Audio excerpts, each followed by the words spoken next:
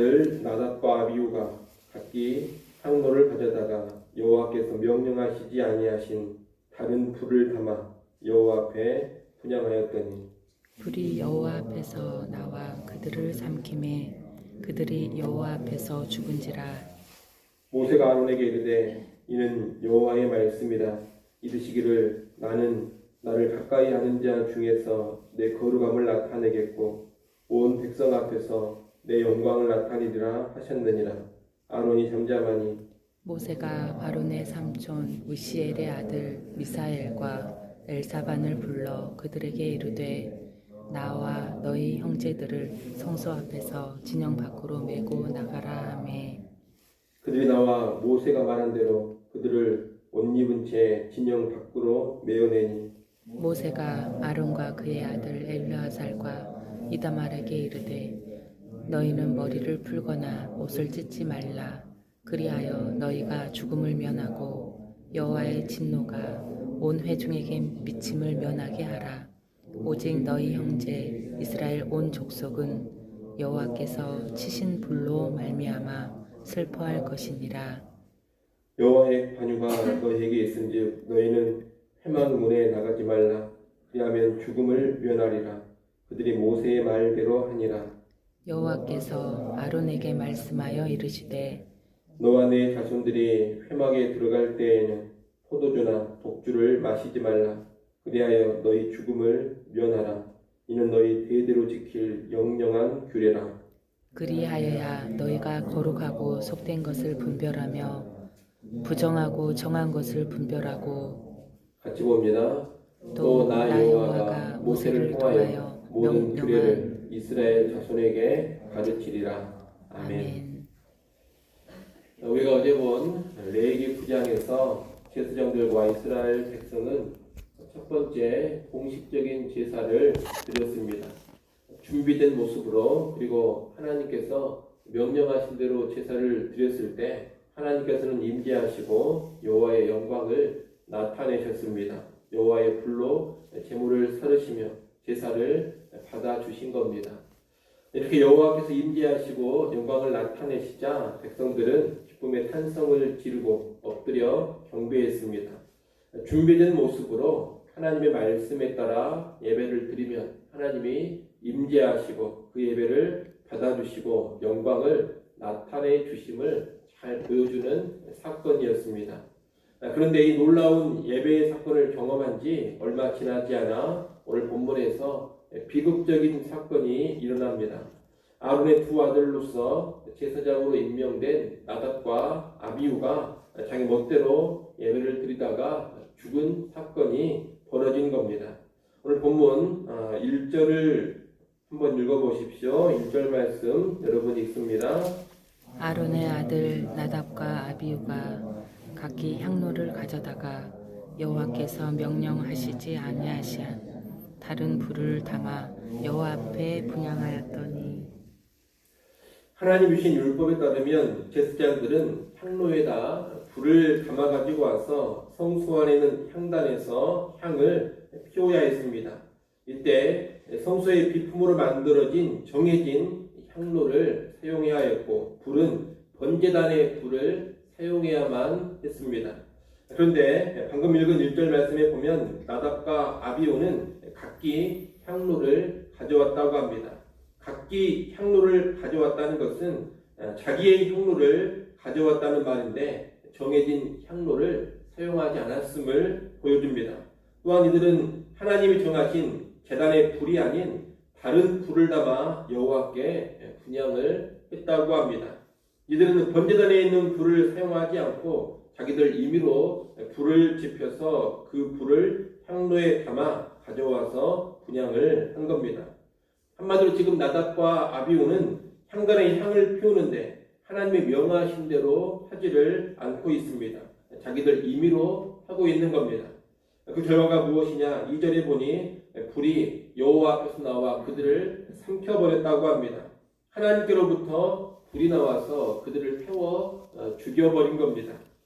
우리가 어제 본 말씀에서는 여호와 앞에서 불이 나와 제단 위에 번제물과 기름을 불살랐다고 합니다. 이 모습은 하나님이 기쁘게 제물을 받아주시는 모습으로서 은혜의 불입니다.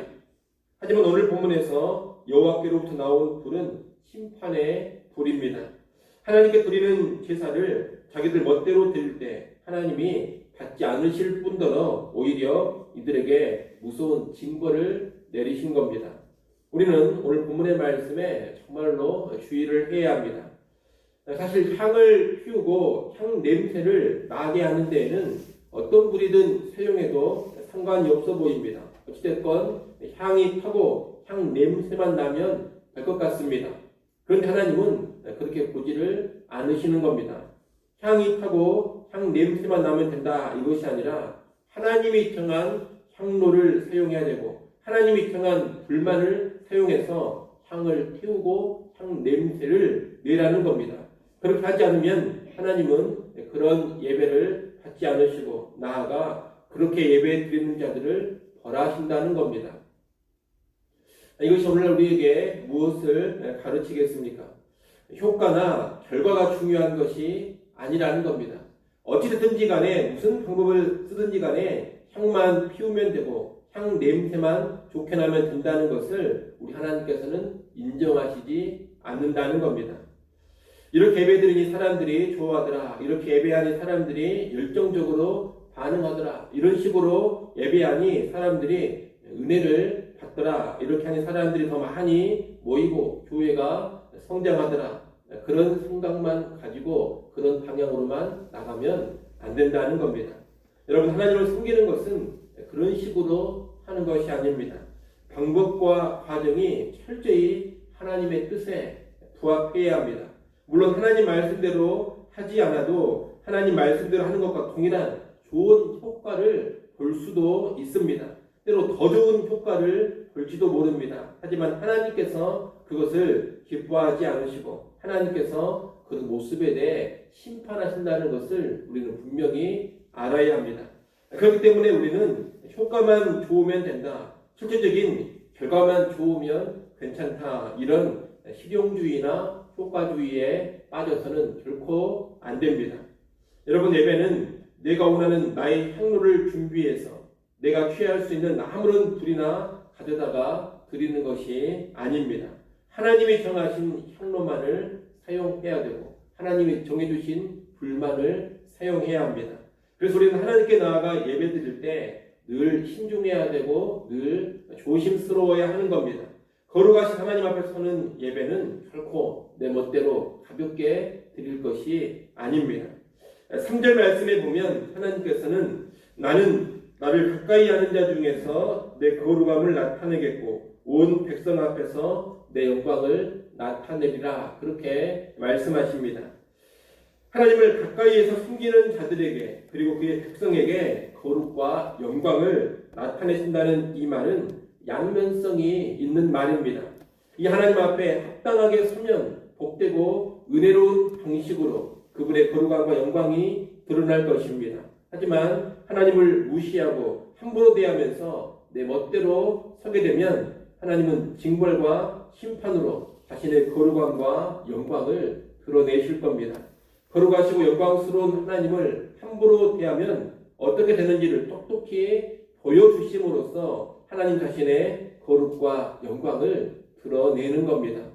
어제 우리가 본 말씀에서는 은혜롭고 복된 방식으로 당신의 거룩과 영광을 나타내셨다면 오늘 본문에서는 나답과 아비후를 심판하는 방식으로 하나님은 당신의 거룩과 영광을 드러내신 겁니다.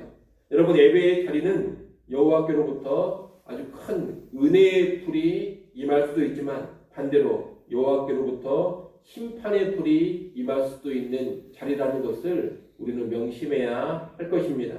그러니 하나님께 나아가는 예배를 드리실 때 여러분 경거망동하지 않기를 바랍니다. 예배에 관한 하나님의 뜻을 잘 알고 그 뜻에 합당하게 주의 깊게 예배할 수 있어야 합니다. 그래서 하나님의 거룩과 영광을 복된 방식으로 체험해가는 우리 모두가 될 수 있기를 바랍니다. 아울 하나님께서는 나답과 아비후가 죽임당한 사건 후에 오늘 보면 8절로 11절에 말씀을 주십니다. 제사장들이 성소에서 섬길 때에 포도주나 독주를 마시지 말라는 것입니다. 이 말씀은 나답과 아비후가 술을 마신 상태에서 그릇 행했을 가능성을 보여주는 말씀입니다. 술에 취하면 성소에서 제대로 숨기지 못하고 함부로 행동하다가 죽임을 당합니다. 이것을 방지하기 위해서 결코 술을 마시지 말라고 규례를 정해 주신 겁니다. 그래서 맑은 정신 가운데 거룩한 것과 속된 것, 부정한 것과 정한 것을 잘 분별해서 하나님을 섬기라고 하십니다. 오늘날 이 규례는 잘 기억되어야 합니다. 왜 오늘날 교회와 성도들이 하나님의 뜻을 무시해버리고 효과만 좋다면 하나님 뜻과 상관없이 자기 멋대로 예배하는 모습이 나타나고 있느냐? 다른 이유가 아닙니다. 무언가에 취해 있기 때문입니다. 사람들의 환호와 인기에 취해 있든가, 세속 정신에 취해 있든가, 목회의 성공에 취해 있든가, 외적인 교회 성장에 취해 있으면 그런 모습으로 나가게 되는 겁니다. 여러분, 사람들의 인정도 필요할 수 있고 효과도 필요하고 뜨거움도 필요합니다. 또 교회 성장도 필요합니다. 하지만 거룩한 것과 속된 것, 정한 것과 부정한 것을 구별하면서 그런 것을 추구할 줄 알아야 합니다. 분별력 없이 단지 그런 것만 추구하다가는 결국 심판 아래 떨어지게 되기 때문입니다. 이를 잘 아시고 인간적인 것들, 세속과 세상 것에 취하지 마시고 언제나 맑은 영과 맑은 정신으로 분별력 있게 하나님을 섬기시기를 바랍니다. 무엇보다 우리의 예배를 가장 분별력 있게 맑은 영으로 말씀대로 하나님 뜻대로 들어갈 수 있기를 간절히 소원합니다. 오늘 본문에서 우리가 또 하나 볼 수 있는 것이 있습니다. 그것은 제사장인 아론과 그의 아들들이 철저하게 하나님의 사역을 앞세우는 모습입니다. 이 내용은 오늘 본문 4절로 7절에 잘 나와 있습니다. 지금 아론의 아들 나답과 아비후가 갑자기 죽었습니다. 아론의 또 다른 아들 엘르아살과 이다말의 경우에는 자신의 친형 둘이 갑자기 죽어 나갔습니다. 뜻밖의 재앙이 아닐 수가 없습니다. 아론 집안으로 보자면 아주 커다란 비극이 벌어지는 겁니다. 하지만 이들은 아들 친형의 장례식에 참여하지 못합니다. 하나님께 불경죄를 지어 죽임당한 이들의 죽음으로 인해 슬퍼하지도 말라고 하나님은 명하십니다. 다만 백성들이 슬퍼하는 것은 하나님께서 허락하십니다. 이러한 지침은 거룩하게 구별된 제사장들이니 이 불경죄로 인한 죽음 앞에 경각심을 가지고 더 철저히 깨어 있으라는 의미이고, 또한 구별된 제사장들이니 부정한 시체를 접촉하지 말고 계속 회막에서의 직무를 수행하라는 의미입니다. 즉 가족의 죽음, 가족에게 발생한 큰 슬픔보다 하나님의 부르심, 하나님 주신 직무, 하나님 앞에서의 책임을 제사장인 너희는 더 앞세우라는 겁니다. 이들은 일반 백성이 아닌 제사장들입니다. 이 제사장들에게는 더 높은 수준의 구별과 헌신이 요구되는 것입니다. 오늘날 우리 그리스도인들 역시 하나님 앞에서 제사장들입니다. 그러니 세상 사람들과 같은 수준으로 하나님을 대하고 세상 사람들 수준으로 교회를 대하거나 섬겨서는 안 될 것입니다. 훨씬 더 높은 수준으로 하나님 앞에 그리스도인들은 서야 합니다. 특히나 교회 안에 목회자나 중직자들은 더더욱 달라야 함을 알아야 합니다. 목회자는 자신의 가정의 일들, 자신의 가족과 연관된 일들보다 언제나 주의 일을 반드시 더 앞세워야 합니다. 중직자들도 마찬가지입니다. 그렇게 하지 않으면 목회자의 자격이 없는 것이고 중직자의 자격도 없는 것입니다. 제사장인 성도들에게 그리고 교회 안에 목회자, 중직자들에게 하나님은 남다른 삶을 요구하신다는 것을 우리는 꼭 기억하고 있어야 되겠습니다. 이것을 마음 깊이 새기고 언제나 그에 합당한 헌신의 모습 보여가는 우리 모두가 될 수 있기를 간절히 소원합니다. 기도하겠습니다.